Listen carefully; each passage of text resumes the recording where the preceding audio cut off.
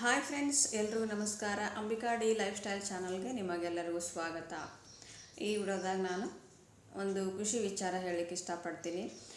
ನೋಡಿದ್ರಲ್ಲ ಫ್ರೆಂಡ್ಸ್, ಎಷ್ಟು ದಿವಸ ನಾನು ಮನೆ ಚೇಂಜ್ ಮಾಡೋದು ಅಂದರೆ ಮನೆಯೆಲ್ಲ ಹುಡುಕ್ಯಾಡೋದು, ಚೇಂಜ್ ಮಾಡಿ ಎಲ್ಲನೂ ಕೂಡ ನಾನು ಸೆಟ್ ಮಾಡಿ, ಅಂದರೆ ಮನೆಯೊಳಗೆಲ್ಲ ವಸ್ತುಗಳು ಸೆಟ್ ಮಾಡೋದು ಎಲ್ಲನೂ ನಾನು ನಿಮಗೆ ನೀಟಾಗಿ ವಿಡಿಯೋ ಹಾಕೀನಿ. ಒಂದು 5-6 ನಿಮಿಷದ್ದಾದರೂ ನಿಮ್ಗೆ ಮೇನ್ ಏನದ ಎಲ್ಲನೂ ನಾನು ನನ್ನ ಚಾನಲ್ದೊಳಗೆ ತೋರಿಸ್ಕೊಟ್ಟೀನಿ. ನಿನ್ನೇನದ ನಾವು ಈ ಮನೆಗೆ ಫ್ರೈಡೇ ಬಂದೀವಿ. ಸ್ಯಾಟರ್ಡೆ ನಾನು ಒಳಗೆ ಯಾರಿಗೆ ಹಾಕೋಲಕ್ಕೆ ಒಂದು ಸ್ವಲ್ಪ ಚಿಂತೆ ವಿಚಾರ ಅನ್ನೋದು ಇರ್ತದೆ. ಏನಪ್ಪ ಅಂತಂದ್ರೆ, ಹೊಸ ಏರಿಯಾಕ್ಕೆ ನಾವು ಹೋದ್ವಿ, ಬಟ್ ವಾತಾವರಣ ಏನೋ ಶಾಂತ ಅದ, ಯೂಟ್ಯೂಬ್ ಏನೋ ಮಾಡ್ತೀನಿ, ಬಟ್ ನಂಗೆ ಸ್ಟಿಚ್ ಮಾಡಲಿಕ್ಕೆ ಬಟ್ಟೆ ಬರ್ತಾವೋ ಇಲ್ಲಪ್ಪ ಅನ್ನೋ ತನ ಯಾರೇ ಟೇಲರ್ ಇರಲಿ, ಯಾವುದೇ ಒಂದು ವೃತ್ತಿಯವ್ರು ಇರಲಿ, ಮನೆಯೊಳಗೆ ಏನು ಕೆಲಸ ಮಾಡ್ತಾರಲ್ಲ ಅವ್ರಿಗೊಂದು ಟೆನ್ಷನ್ ಇದ್ದೇ ಇರ್ತದೆ. ಹಂಗೆ ನನಗೂ ಕೂಡ ಇತ್ತು. ಹೊಸ ಏರಿಯಾಗೆಲ್ಲ ಬಟ್ಟೆಗಳೆಲ್ಲ ನಾನು ಅಂದರೆ ಹಳೆ ಮನೆ ಮೊದಲೇನು ಮನೆ ಇದ್ದೆಲ್ಲ ಅಲ್ಲೆಲ್ಲನೂ ಕೂಡ ನಾನು ನೀಟಾಗಿ ಸ್ಟಿಚ್ ಮಾಡಿ ಅವ್ರವ್ರ ಬಟ್ಟೆನ ವಾಪಸ್ಸಿ ಒಂದು 4 ಬ್ಲೌಸ್ ಅಷ್ಟೇ ಇದ್ದು ಇಲ್ಲಿ ತೊಗೊಂಡು ಬಂದೇನಿ. ಬಟ್ ಇನ್ನು ನೆಕ್ಸ್ಟ್ ಬಟ್ಟೆ ಬರ್ತಾವೋ ಇಲ್ಲೋ ಅನ್ನೋದು ಗೊತ್ತಿಲ್ಲ, ಮುಂದಿಂದ ಯಾರು ಬಲ್ಲರು ಒಂದು ವಿಚಾರ ಇತ್ತು. ಬಟ್ ನಿನ್ನೆ ಒಂದು ಸ್ವಲ್ಪ ನನಗೆ ಸಮಾಧಾನ ಆಯಿತು. ಯಾಕಪ್ಪ ಅಂತಂದ್ರೆ, ನನ್ನ ಸಬ್ಸ್ಕ್ರೈಬರ್ ಒಬ್ಬರು, ನಮ್ಮ ಚಾನಲ್ ಸಬ್ಸ್ಕ್ರೈಬರ್ ಒಬ್ಬರು ಅತನಿಯಿಂದ ಬಂದು ಅವ್ರು ನನಗೆ ಕಾಲ್ ಮಾಡಿದರು. ಬಟ್ ನನಗೆ ಅದು ನೋಡೇ ಇಲ್ಲ ಫ್ರೆಂಡ್ಸ್. ನನ್ನ ಫೋನ್ ಸೈಲೆಂಟ್ ಇತ್ತಲ್ಲ, ಮನೆಯ ವಸ್ತುಗಳೆಲ್ಲ ಹೊಂದಿಸಿದ್ರಾಗೇ ನಾನು ಅದು ಫೋನ್ ಸೈಲೆಂಟ್ ಇತ್ತು, ನೋಡೇ ಇಲ್ಲ. ಅವ್ರು ಒಂದು ತಾಸು ಮನೆ ಹುಡ್ಕ್ಯಾಡಾರ ಫ್ರೆಂಡ್ಸ್. ಪಾಪ ಅತನಿಯಿಂದ ಬಂದಾರ, ಒಂದು ತಾಸು ಮನೆ ಹುಡ್ಕ್ಯಾಡಾರ. ಅವ್ರು ನಮ್ಮ ಮನೆ ಮುಂದೆ ಆಡ್ಯಾಡಾರ, ಬಟ್ ಇಲ್ಲೇ ಮನೆ ಅದನ್ನೋದು ಅವ್ರಿಗೆ ಗೊತ್ತಾಗಿಲ್ಲ. ಮತ್ತು ನಾ ಮೊದಲಿದ್ನೆಲ್ಲ ಆ ಮನೆ ಕೂಡ ಹೋಗ್ಯಾರ, ಅವರು ಇಂತಲ್ಲಿ ಹೋಗ್ರ ಅಂತ ಹೇಳಾರ, ಬಂದಾರ ಅವರು. ಆಮೇಲೆ ನಾನು ಫೋನ್ ನೋಡ್ತೀನಿ, ಮಿಸ್ ಕಾಲ್ ಆಗಿದ್ದು. ಅವ್ರು ಏನು ಮನೆಗೆ ಹೋಗ್ಬೇಕು ಅಂದ್ಕೊಂಡಿದ್ರತ್ತ ನನಗೆ ಗೊತ್ತಾಗಿಲ್ಲ. ನಾನು ಕಾಲ್ ಮಾಡಿದೆ, ಹಿಂಗ್ರಿ ಮತ್ತು ನಾವು ಬಟ್ಟೆ ಹಾಕಕ್ಕೆ ಬಂದೀವಿ, ಎಲ್ಲದ್ರ ಅಂತ ಕೇಳಿದ್ರು.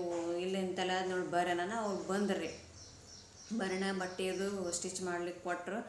ತುಂಬ ಬೇಜಾರಾಯಿತು ನನಗೆ. ಯಾಕಂತಂದ್ರೆ ಒಂದು ತಾಸು ಮನೆ ಹುಡುಕ್ಯಾಡಾರ, ಮನೆ ಸಿಕ್ಕಿಲ್ಲ, ಫೋನು ನೋಡಿಲ್ಲ, ಅದಕ್ಕೆ ಸಾರಿ ರೀ ಅಂಥೇಳಿ. ಇನ್ನು ಮುಂದೆ ಏನಂತಂದ್ರೆ, ಯಾರೇ ಕಾಲ್ ಮಾಡಲಿ ನಾನು ಎಷ್ಟೊತ್ತಿದ್ರೂ ಕಾಲ್ ರಿಸೀವ್ ಮಾಡ್ತೀನಿ. ಯಾಕಂದ್ರೆ ಅವರು ಬೇರೆ ಊರ್ಲಿಂದ ಅಥವಾ ಎಲ್ಲಿಂದ ತಮ್ಮ ಕೆಲಸಗಳನ್ನ ಬಿಟ್ಟು ಇಲ್ಲಿ ಬಟ್ಟೆ ಹಾಕಕ್ಕೆ ಬಂದಿರ್ತಾರೆ. ತುಂಬ ಬೇಜಾರಾಯಿತು ನನಗೆ. ಟೈಮ್ ಅಂದರೆ ನಾನು ನೋಡಿದ್ದಿಲ್ಲ, ನಾನು ಕೂಡ ಬೇಕತ್ಲೆ ಅಂತೇನು ಮಾಡಿದ್ದಿಲ್ಲ. ನೋಡೋಣ, ಒಂದು 4 ಸಲ ಮಿಸ್ ಕಾಲ್ ಆಗಿದ್ದು. ತಕ್ಷಣ ಅವ್ರಿಗೆ ಫೋನ್ ಹಚ್ಚಿ ನಾನು ಚೆನ್ನಾಗಿ ಬಂದರು ಮನೆಗೆ. ಭಾಳ ಹುಡುಕಾಡಿದ್ದೀವ್ರೇನೋ. ಇಲ್ಲರಿ ಸಾರಿ ರೀ, ನಾನು ನೋಡಿದ್ದಿಲ್ಲ ಅಂತಂದು ಸಾರಿ ಕೂಡ ಕೇಳಿದೆ ಅವರಿಗೆ. ಆಮೇಲೆ ಮತ್ತು ಅವರು ಹಿಂಗ್ರಿ ನನಗೆ ಎಲ್ಲಿ ಬಟ್ಟೆ ಕಂಫರ್ಟೇಬಲ್ ಆಗೋಲ್ಲ, ನೀವು ಸ್ಟಿಚ್ ಮಾಡಿಕೊಡ್ರಿ ಅಂತ ಹೇಳಿ ಈ ಮನೆಗೆ ಬಂದಿಂದ ನನಗೆ ಹೊಸ ಆರ್ಡ್ರ್ ಬಂತು. ತುಂಬ ಖುಷಿ ಆಯಿತು. ಮತ್ತು ಅವರು ಹೊಸ ಆರ್ಡ್ರ್ ಈಗೊಮ್ಮೆ ನನ್ನ ಕಡೆ ಹಾಕಿದ್ರಂತ. ಅವ್ರು ಯಾವಾಗ ಹಾಕಿದ್ರು ನಂಗೆ ನೆನಪಿಲ್ಲ, ಅವ್ರ ಅಕ್ಕಾರೇನೋ ಹಾಕಿದ್ರಂತ, ಅವರು ಕರೆಕ್ಟಾಗಿದ್ದು ಅಂತ. ಅದಕ್ಕೆ ಇವರು ಕೂಡ ನನ್ನ ಬರಲೇ ಕೊಟ್ಟು ಹೋದರು. ಹೆಂಗ್ರಿ 2 ಡ್ರೆಸ್ ಅದಾವು, ನೀವು ಸ್ಟಿಚ್ ಮಾಡಿಕೊಡ್ರಿ, ನನಗೆಲ್ಲೂ ಕೂಡ ಕಂಫರ್ಟೇಬಲ್ ಆಗಿಲ್ಲ ಅಂಥೇಳಿ. ಮತ್ತು ಟಾಪ್ 2 ಕೊಟ್ಟು ಹೋಗ್ಯಾರ.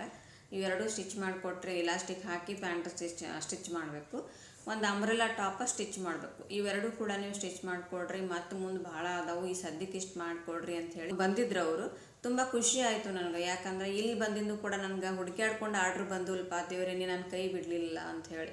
ಯಾಕಂದರೆ ನಾವು ತುಂಬ ವರ್ಷಗಳಿಂದ ಈ ಕೆಲಸ ಮಾಡ್ಕೊಂಡು ಬಂದಿರ್ತೀವಲ್ಲ, ಏನಿದೆ ನಾವು ಖಾಲಿ ಕೂತೀವಿ ಅಂತಂದ್ರೆ ಒಂದು ಮನುಷ್ಯ ಟೆನ್ಷನ್ ಆಗಿಬಿಡ್ತದೆ. ನಮ್ಗೆ ದುನಿಯಾದ ಮನ್ಯಾಗ ಕೆಲಸ ಇರಲಿ, ಬಟ್ ನಾವು ಯಾವ ವೃತ್ತಿ ಮಾಡ್ತಿರ್ತೀವಲ್ಲ ಆ ವೃತ್ತಿ ಒಳಗೆ ನಾವು ಖಾಲಿ ಕೂತ್ವಿ ಅಂತಂದ್ರೆ ಊಟನೇ ಹೋಗಲ್ಲ ಫ್ರೆಂಡ್ಸ್. ಯಾಕಂದ್ರೆ ಬರೀ ನಮ್ಮ ಕೆಲಸ ಇದೇ ಟೆನ್ಷನ್. ನನಗಂತೂ ಕೈಯಾಗ ಕೆಲಸ ಇರಬೇಕು, ಇರಲಿಲ್ಲ ಅಂತಂದು ತುಂಬಾ ಟೆನ್ಷನ್ ಮಾಡ್ಕೊಂಡ್ಬಿಡ್ತೀನಿ. ನಮ್ಮ ಯಜಮಾನ್ರಂತೂ ಬೈದೇ ಇರ್ತಾರೆ, ಬರ್ತಾವು ಯಾಕೆ ವಿಚಾರ ಮಾಡ್ತೀವಿ ಇಷ್ಟು ಬರೀ ಬಟ್ಟಿ ಅಂಥೇಳಿ. ಯಾವತ್ತೂ 24 hours ಕೊಟ್ಟರು ನಿನಗೆ ಬ್ಯಾಸ್ರಿಲ್ಲ ಹೊಲಿಲಾಕಂತೆ ಬೈತಿರ್ತಾರೆ ಅವರು.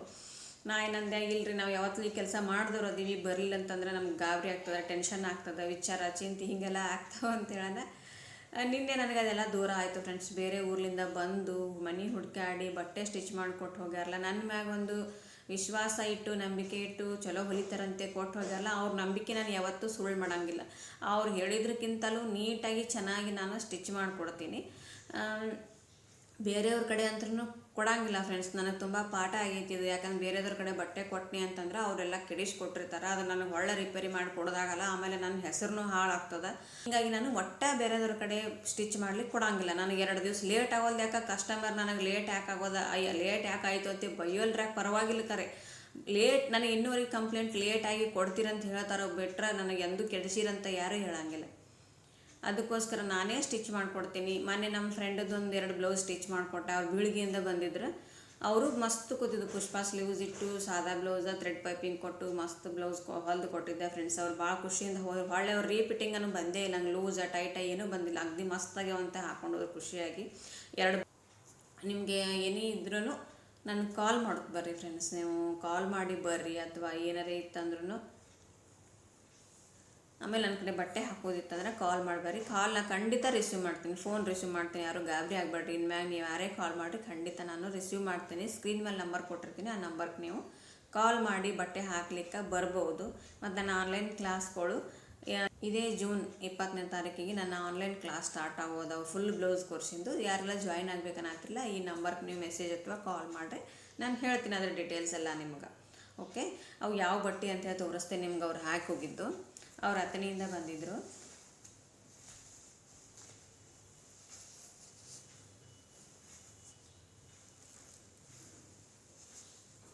ನೀವು ನೋಡ್ರಿ ಈ ಥರ ಅವ್ರು ಎರಡು ಸ್ಟ್ರೈಟ್ ಪ್ಯಾಂಟ್ ಹೇಳಾರ. ಆಮೇಲೆ ಇದು ಒಂದು ಟಾಪ್ ಅದ,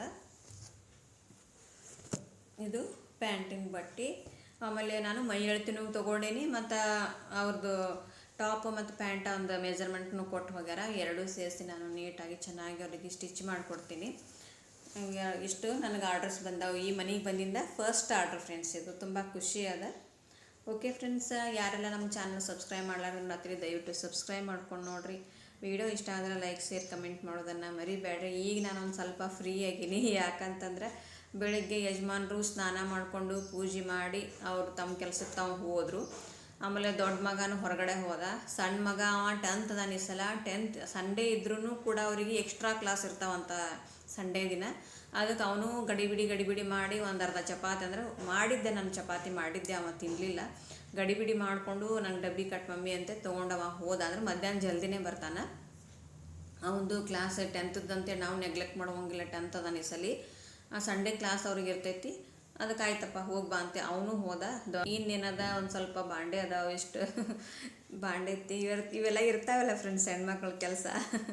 ಮಷಿನ್ಕಂತೂ ಬಟ್ಟೆ ಹಾಕಿನಿ. ಈಗ ಬಾಂಡೆ ಅದಾವ ಒಂದು ಸ್ವಲ್ಪ, ಅವಿಷ್ಟು ತಿಕ್ಕಿ ನಾನು ಒಂದು ಸ್ವಲ್ಪ ಏನಾರೇ ಒಂದೇ ಲೈಟಾಗಿ ಒಂದು ಚಪಾತಿ ತಿಂದು ಈಗ ನಾನು ಸ್ಟಿಚಿಂಗ್ ಮಾಡಬೇಕು ಫ್ರೆಂಡ್ಸ್.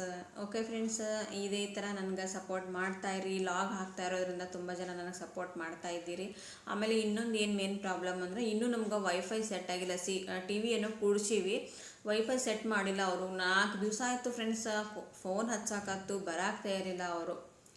ಅಮೌಂಟ್ ಕೊಡ್ತೀವಪ್ಪ, ನಿಮ್ಮ ಕೆಲಸ ನೀವು ಮಾಡೋರಪ್ಪ ಅಂದ್ರೆ ಯಾರೂ ಬರಾಕ್ತಾ ಇರಲಿಲ್ಲ. ಅದು ವೈಫೈ ಅದ, ಅಲ್ಲೇ ಕೂತದು, ಎಲೆಕ್ಷನ್ ಕೊಟ್ಟಿಲ್ಲ ಅದ್ರದ್ದು.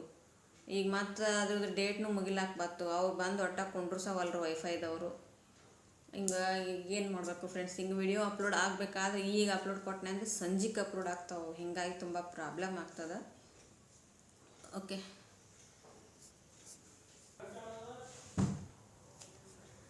ಇನ್ನೂ ಮಾರ್ಕೆಟ್ಗೆ ಹೋಗ್ಬೇಕು ಫ್ರೆಂಡ್ಸ್. ಒಂದು ಸ್ವಲ್ಪ ಬಟ್ಟೆ ತರೋದದ. ಎಲ್ಲ ಮಾರ್ಕೆಟಿಗೆ ಹೋಗಿ ಬಟ್ಟೆ ತೊಗೊಂಬಂದು ನಿಮ್ಗೆ ತೋರಿಸ್ತೀನಿ ನಾನು ಏನೇನು ಬಟ್ಟೆ ತಂದೀನಿ ಅಂತೇಳಿ. ಓಕೆ ಫ್ರೆಂಡ್ಸ್, ಇದೇ ಥರ ಡೈಲಿ ಲಾಗ್ ಮಾಡ್ತಾ ಇರ್ತೀನಿ. ಯಾರಿಗೆಲ್ಲ ನಮ್ಮ ಚಾನಲ್ ಇಷ್ಟ ದಯವಿಟ್ಟು ಲೈಕ್ ಶೇರ್ ಕಮೆಂಟ್ ಮಾಡೋದನ್ನು ಮರಿಬೇಡ್ರಿ. Bye friends.